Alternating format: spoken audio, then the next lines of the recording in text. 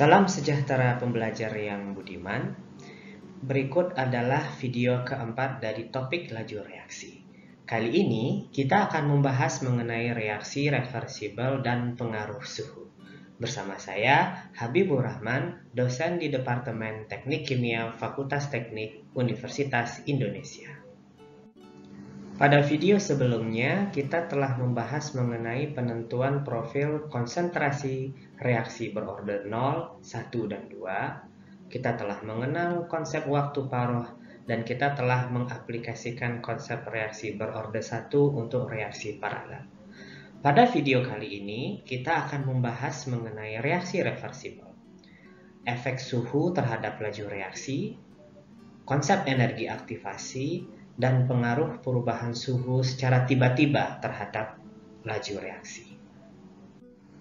Reaksi reversibel dimulai dengan reaksi 1, reaksi yang mengubah reaktan menjadi produk.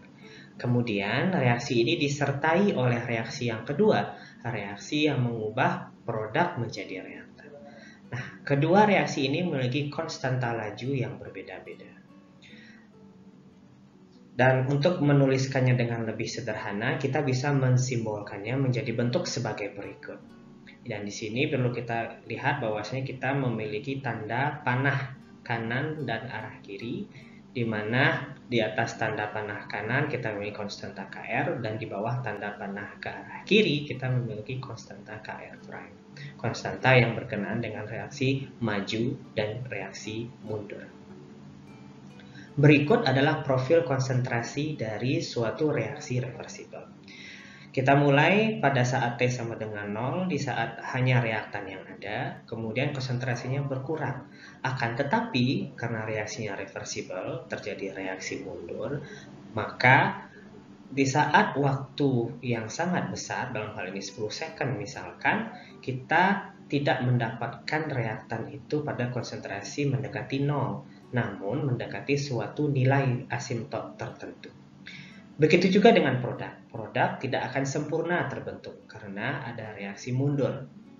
Produk yang awalnya pada konsentrasi 0 kemudian meningkat dan kemudian mencapai suatu nilai asimtot yang tidak sama dengan 1 milimolar. Dengan mengasumsikan kedua reaksi berorder 1, kita bisa menulis persamaan berikut untuk reaksi yang pertama. Minus dr dt sama dengan dp dt sama dengan kr dikali konsentrasi R. Ini adalah laju berkurangnya reaktan dari laju pembentukan produk, itu nilainya sama dengan kr dikali konsentrasi R pangkat 1. Jika terjadi hanya reaksi yang kedua, maka persamaan yang kita bisa susun adalah sebagai berikut. Minus dp dt sama dengan dr dt sama dengan kr prime dikali P.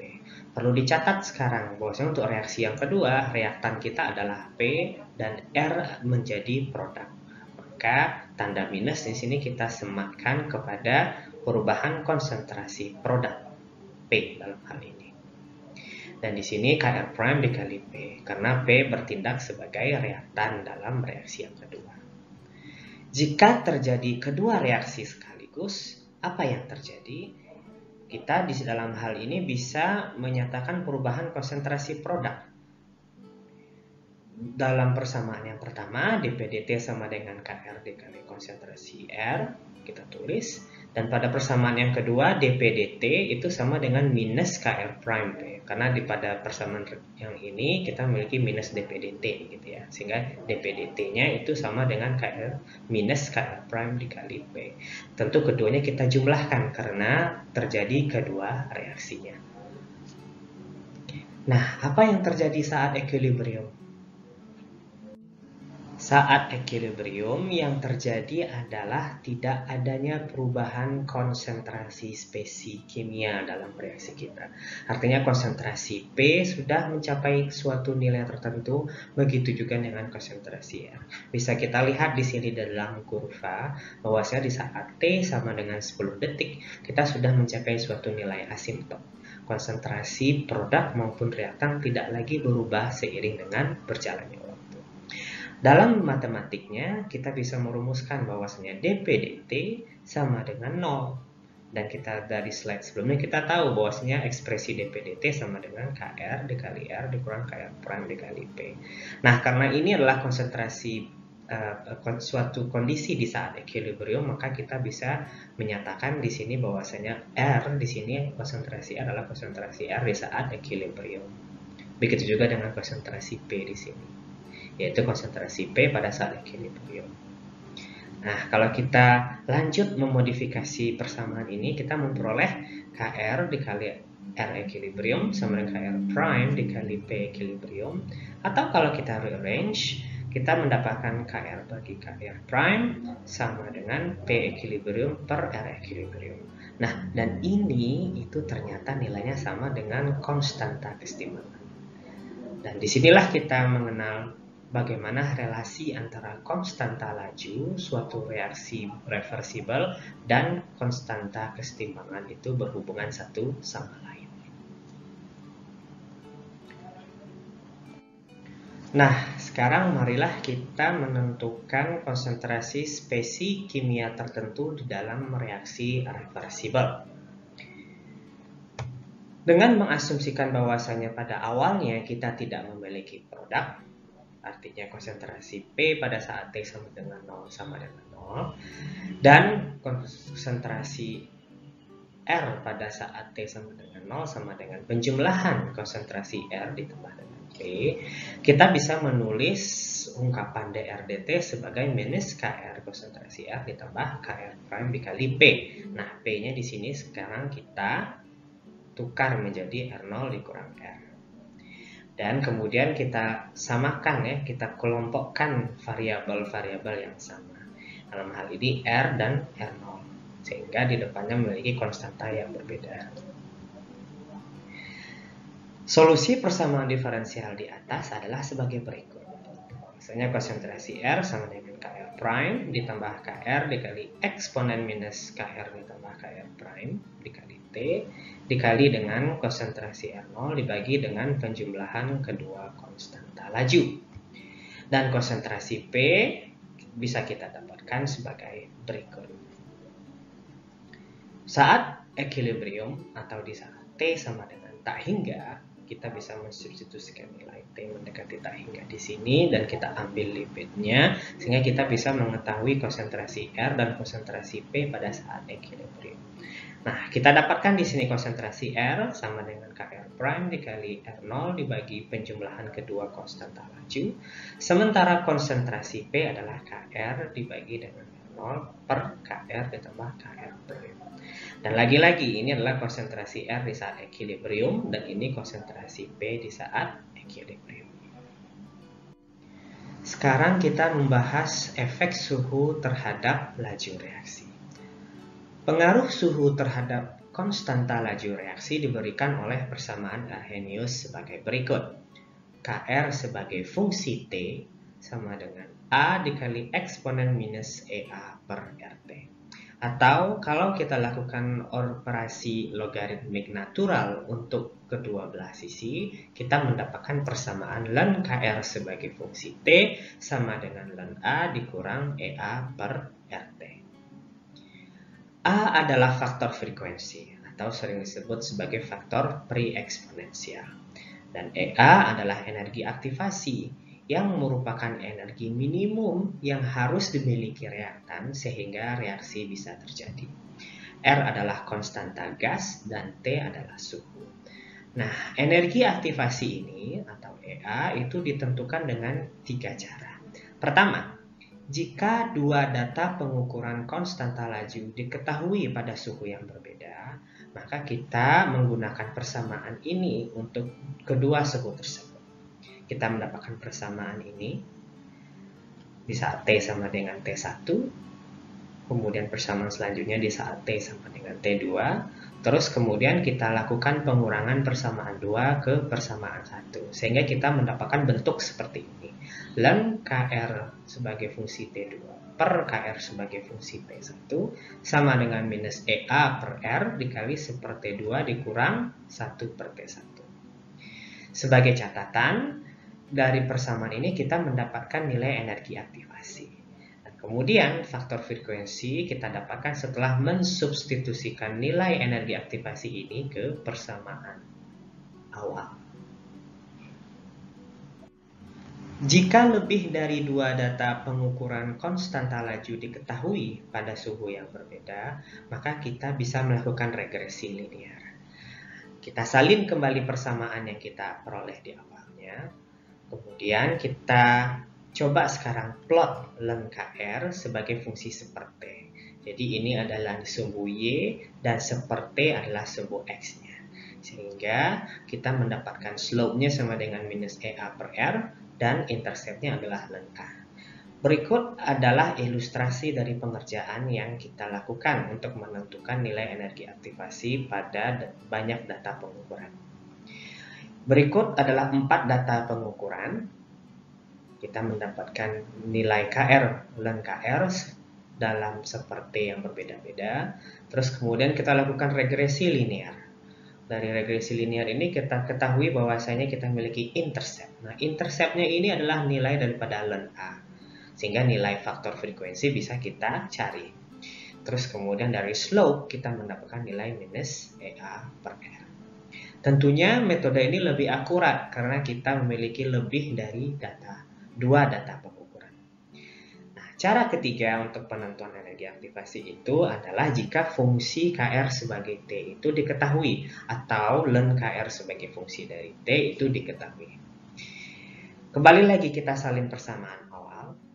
Terus kemudian jika kita turunkan ruas kiri dan ruas kanan terhadap T, maka kita memperoleh persamaan berikut. Dengan KR sebagai fungsi T, dt sama dengan EA per R dikali dengan seper T kuadrat. Kalau kita rearrange, kita mendapatkan ekspresi energi aktivasi sama dengan RT kuadrat dikali turunan pertama KR sebagai fungsi T terhadap T. Pada slide ini kita akan mengkaji bagaimana perubahan suhu secara tiba-tiba terhadap reaksi reversibel. Reaksi reversibel memiliki profil energi sebagai berikut, di mana kita bermula dari reaktan, terus kemudian untuk menuju produk ada rintangan atau barrier yang harus kita lalui. Energi aktivasi untuk reaksi maju merupakan perubahan selisih dari dua titik ini. Energi aktivasi untuk reaksi mundur adalah selisih dari dua titik ini, dari kondisi maksimum dan minimum pada posisi produk. Pertanyaannya, bagaimana konsentrasi reaktan jika suhu dinaikkan untuk reaksi dengan profil energi seperti ini? Konsentrasi reaktan akan naik secara perlahan hingga menuju nilai kesetimbangan yang baru. Dapat dilihat dari kurva ini, pada mulanya pada detik 0 sampai sekitar 2,2 second kita telah mencapai kesetimbangan pada suhu T1, konsentrasi reaktan tidak berubah. Terus kemudian jika kita lakukan penaikan suhu secara tiba-tiba, maka otomatis untuk reaksi berprofil energi seperti ini, konsentrasi reaktan akan naik sampai mencapai suatu kesetimbangan yang baru di saat T2. Kita salin kembali profil konsentrasi reaktan sebagai fungsi dari waktu pada T yang berbeda, T1 dan T2. Dan dari sini kita bisa menyatakan konsentrasi R itu sebagai R equilibrium di saat T2 ditambah X. Nah, X ini adalah selisih daripada kedua nilai ini. Dan R equilibrium T2 itu nilainya adalah berada di sini untuk reaksi yang digambarkan kepada di profile. Jadi dia adalah suatu konstanta. Begitu juga dengan konsentrasi P pada waktu yang berbeda-beda, kita bisa menulisnya sebagai berikut. Nah, di sini kita menggunakan minus X. Kenapa? Karena di saat reaktan bertambah, maka produk akan berkurang. Jadi tandanya juga harus berbeda satu sama lain. Kita salin rumus dari yang sebelumnya. Untuk reaksi reversibel kita memiliki rumus dRdt sama dengan minus KR T2 dikali R ditambah KR prime dikali dengan P. Terus kemudian kita substitusikan nilai R, dan P ini dengan persamaan yang sudah kita bahas sebelumnya. Dan kemudian kita mengetahui sekarang R equilibrium di saat T2 itu suatu konstan. Begitu juga dengan ini, begitu juga dengan ini. Sehingga jika kita tarik derivatif ini, maka ruas sebelah kiri akan menjadi dx dt saja. Terus kemudian ruas sebelah kanan akan menjadi minus KR T2 ditambah KR prime T2 dikalikan dengan X. Terus kemudian jika kita lanjut dengan melakukan separasi variabel, X pindah ke luas kiri, dt pindah ke luas kanan, kita lakukan integral dengan batas yang ekivalen untuk kedua ruas, sehingga kita mendapatkan solusi sebagai berikut. Ln X per X0 sama dengan minus KR T2 ditambah KR prime T2 dikalikan dengan T. Atau X sama dengan X0 dikurang eksponen. X0 dikali eksponen minus KR T2 tambah KR prime T2 dikali T sama dengan X0 dikali eksponen minus T per tau. Nah, X0 ini adalah selisih dari kedua konsentrasi R pada saat equilibrium yang berbeda-beda, T1 dan T2. Dan apa itu tau? Tau itu disebut sebagai relaxation time, yang nilainya sama dengan 1 per KR T2 ditambah KR prime T2. Nah, relaxation time ini akan berbeda, ya, bergantung daripada suhu dan juga bergantung kepada jenis reaksi. Dan ini biasanya yang dibandingkan dari suatu reaksi ke reaksi lainnya. Baik. Kita telah membahas di dalam video ini reaksi reversibel. Kita telah membahas bagaimana efek suhu terhadap laju reaksi. Kita telah membahas mengenai konsep energi aktivasi dan bagaimana untuk mendapatkan energi aktivasi dari data eksperimen. Dan kita juga telah membahas bagaimana pengaruh perubahan suhu secara tiba-tiba terhadap reaksi.